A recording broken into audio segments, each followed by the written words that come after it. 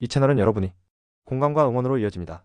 작은 멤버십 가입이 큰 힘이 되고 더 많은 사연과 따뜻한 이야기를 나누는 원동력이 됩니다. 함께 해주신다면 진심으로 감사드리겠습니다. 결혼 3년 차, 아직 아이는 없지만 남편과 나는 시어머니, 시아버지와 함께 살고 있다. 합가한 이유는 여러 가지였다. 신혼집 전세 만료가 다가오는데 집값이 너무 올라서 이사가기 어려웠고 시부모님도 나이가 드시면서 우리가 곁에 있길 원하셨다. 첫 몇 달은 나름 괜찮았다. 시어머니는 매일 정성스럽게 반찬을 만들어 주셨고 시아버지는 말수는 적으셨지만 늘 따뜻하게 우리를 맞아주셨다. 이 정도면 살만한 애라고 생각했다.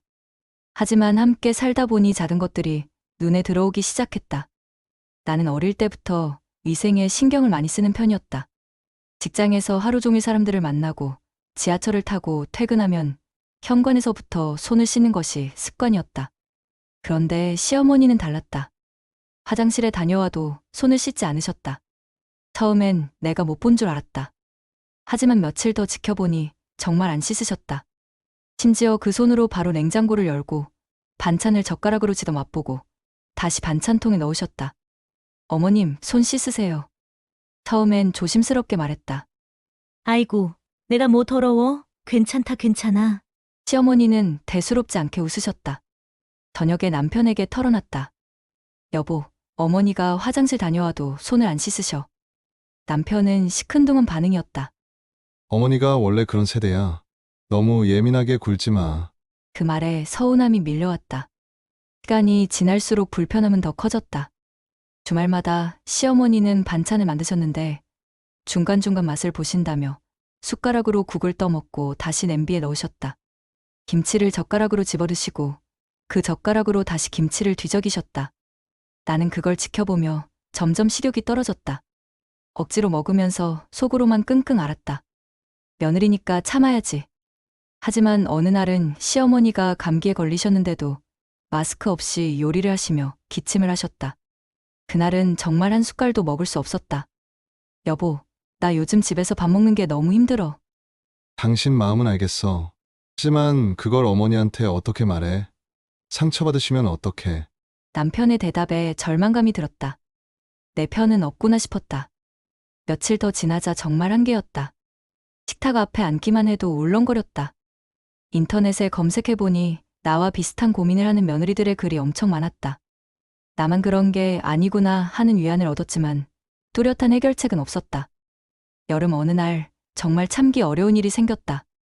시어머니가 설사를 하셨는지 화장실을 여러 번 들락날락하셨는데 한 번도 손을 씻지 않으셨다. 심지어 화장실에서 나오자마자 바로 부엌으로 가서 점심 준비를 시작하셨다. 나는 참다 결국 입을 열었다. 어머님 정말 손 좀 씻고 요리해주세요. 목소리가 평소보다 크게 나왔다. 순간 부엌에 정적이 흘렀다. 시어머니가 돌아서서 나를 쳐다보셨다. 얼굴이 굳어 있었다. 뭐라고? 너 지금 나한테 뭐 하자는 거야? 그게 아니라 어머님 화장실 다녀오신 후에는 손을 씻으셔야 되는 거잖아요. 위생? 내가 지저분하다는 뜻이야? 아니요, 그런 뜻이 아니에요. 그냥 기본적인. 기본적인? 내가 기본도 모르는 사람이야? 시어머니는 얼굴이 벌개지셨다. 저녁에 남편이 퇴근하자마자 시어머니가 따졌다. 너 아내 좀 어떻게 해라. 내가 오늘 무슨 모욕을 받았는지 알아? 남편은 나를 보며 난처한 표정을 지었다. 당신, 오늘은 좀 심했어. 어머니, 기분 나쁘셨잖아. 내가 뭘 잘못했는데? 나도 사람인데 깨끗한 밥 먹고 싶다는 말도 못해? 그럼 내 입장은? 나는 매일 속 뒤틀리면서 사도 괜찮다는 거야? 그날 밤부터 시어머니는 노골적으로 나를 피하기 시작했다. 집안 분위기는 얼음장이 되었다. 더 이상 견딜 수 없어서 직장 근처 상담소에 찾아갔다. 상담사님, 제가 정말 잘못한 건가요? 위생 문제는 개인차가 큰 부분이에요. 하지만 감정적으로 대립하기보다는 구체적이고 현실적인 방법을 찾아봐야 해요. 상담사의 조언을 듣고 남편에게 제안했다. 여보, 우리 현관에 손 소독제 놓자. 요즘 독감도 많고 예방 차원에서. 작은 시도였지만 시어머니는 여전히 무시하셨다. 이런 거 왜 사놨어? 라며 투덜거리기만 하셨다. 한 달 정도 더 지났을 때 예상치 못한 일이 생겼다. 시아버지가 갑자기 장염에 걸리셨다. 병원에서 손 씻기를 생활화하라는 당부를 들고 오셨다. 그날 저녁 조심스럽게 말을 꺼내봤다. 어머님, 아버님도 아프셨는데 우리 모두 조금 더 신경 써봐요. 이번엔 시어머니도 예전처럼 화내지 않으셨다. 글쎄, 나도 걱정되긴 했어. 그이가 아픈 거 보니까 무섭더라. 그 다음 날부터 작은 변화가 시작됐다. 완전한 변화는 아니었다. 시어머니는 여전히 가끔 깜빡하셨지만 예전보다는 신경을 쓰시는 것 같았다. 일주일쯤 뒤 시어머니가 나를 부르셨다. 얘, 손을 자꾸 씻으니까 거칠어져. 핸드크림 좀 사다 줘.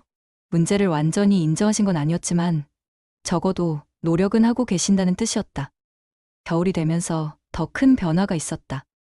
독감 예방접종을 맞으러 병원에 갔을 때 의사가 겨울철 감염병 예방을 위해 손 씻기를 잘하라고 당부했다. 그때 시어머니가 의외의 말씀을 하셨다. 의사 선생님도 그러시네. 그럼 나도 이제 좀 더 신경 써야겠다. 집에 오는 길에 시어머니가 말씀하셨다. 나도 나이가 있는데 건강 관리를 해야지. 그날 이후로 시어머니는 정말 조금씩 변화하셨다. 완벽하진 않았지만 최소한 식사 전이나 화장실 다녀온 후에는 손을 씻으려고 노력하셨다. 나도 변했다. 100% 완벽을 기대하지 않게 되었다. 시어머니가 80% 정도만 지켜주셔도 감사하게 생각했다. 어느 날 우리 동네에 노로바이러스가 유행했는데 우리 가족은 아무도 걸리지 않았다. 시어머니가 말씀하셨다. 아마 손 씻기를 잘해서 그런가 보지. 효과가 있긴 있나 보네. 봄이 오면서 시어머니가 놀라운 제안을 하셨다. 이번 주말에 너희들 친구들 초대해서 저녁 먹자. 내가 요리해 줄게. 위생적으로 잘해야겠지? 정말로 친구들을 초대했고 시어머니는 요리하시는 내내 손 씻기를 철저히 하셨다. 손님들한테 깨끗한 음식 대접해야지. 친구들도 어머님 요리 정말 맛있어요 라며 칭찬했고 시어머니는 위생적으로 만들었어 라고 자랑스럽게 말씀하셨다. 그날 밤 설거지를 같이 하면서 시어머니가 말씀하셨다. 예, 솔직히 말하자면 처음에 네가 그렇게 말했을 때 기분 나빴어. 내가 더럽다고 하는 것 같아서. 어머님, 그런 뜻이 아니었어요. 정말로. 알아. 지금은 안 나. 네가 가족 건강 생각해서 그런 거였다는 것도. 그래도 방법이 좀 서툴렀던 것 같아요. 뭘. 나도 고집이 세긴 했지. 이제라도 바꾸면 되는 거 아니야? 지금도 가끔은 불편할 때가 있다. 시어머니가 여전히 가끔 깜빡하시고 나도 여전히 신경이 쓰인다. 하지만 예전처럼 극한 내림은 없어졌다. 어머님 손, 아, 깜빡했네. 이 정도의 대화로 끝난다. 남편도 이제는 내 편을 들어준다. 어니, 아내 말이 맞아요. 조심하시는 게 좋을 것 같아요. 시아버지께서도 말씀하셨다. 요즘 우리 집이 깨끗해진 것 같아.